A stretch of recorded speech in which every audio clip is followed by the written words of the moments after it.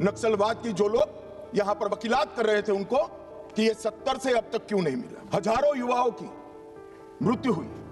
एक एनजीओ की अगर मान ले तो इधर और साइड से 20,000 युवा मारे गए। उन्होंने बताया कि 1970 से लेकर मार्च 2026 तक कांग्रेस ने न सिर्फ नक्सलवाद की समस्या को इफेक्टिवली टैकल करने में फेल किया, बल्कि कई स्थितियों में उससे इनडायरेक्ट सपोर्ट भी मिला। उन्होंने कहा कि नक्सल टेररिज्म के चलते जो लगभग 20,000 लोगों की जान गई, उसकी जिम्मेदारी कांग्रेस और उनके इकोसिस्टम पर आती है। उनका यह भी कहना था कि कांग्रेस के कई लीडर्स और सिंपैथाइजर्स ऐसे रहे हैं जो धीरे धीरे खुद ही नक्सलाइट सोच के करीब पहुंच गए। कि नक्सलवाद का मूल कारण विकास की डिमांड नहीं है, एक आइडियोलॉजी, जिस आइडियोलॉजी को अपने राष्ट्रपति पद का चुनाव जीतने के लिए 1970 से इंदिरा जी ने स्वीकार कर लिया कि वामपंथी विचारधारा के कारण नक्सलवाद फैला है। शाह ने इस आइडियोलॉजी की जड़ इंदिरा गांधी के दौर तक ले जाते हुए कहा कि 1970s में अनडिवाइडेड आंध्र प्रदेश में इलेक्टोरल फायदे के लिए नक्सल सपोर्ट को एक्सेप्ट किया गया। उनके हिसाब से यही वो टर्निंग पॉइंट था जहां से कांग्रेस ने कभी भी नक्सल आइडियोलॉजी को सीरियसली चैलेंज नहीं किया।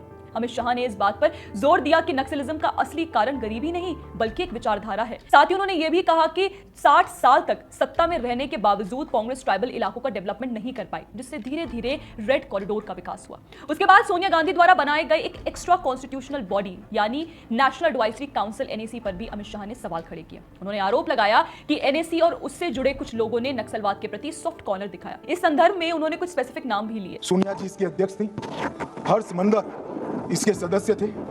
उनके एनजीओ अमन वेदिका में शीर्ष नक्सली नेता की पत्नी को जिम्मेदारी दी गई थी और रिकॉर्ड है कि वह उन नक्सलियों में शामिल थी जिन्होंने अपहरण के केस अर्बन एरिया में किए थे। और मान्यवर एनएसी देश का नीति निर्धारण करती थी। रामदयाल मुंडा वो कहते थे नक्सल ऑपरेशन जरूरत से ज्यादा कठोर है। ये प्रच्छिन्न समर्थन ने ही नक्सलियों की हिम्मत बढ़ाई। Shabnam Hashmi, Ram Puniyani, Usha Ramanathan, NC Saxena, Jean Dreze, Farah Naqvi और मान्यवर एक विनायक सेन।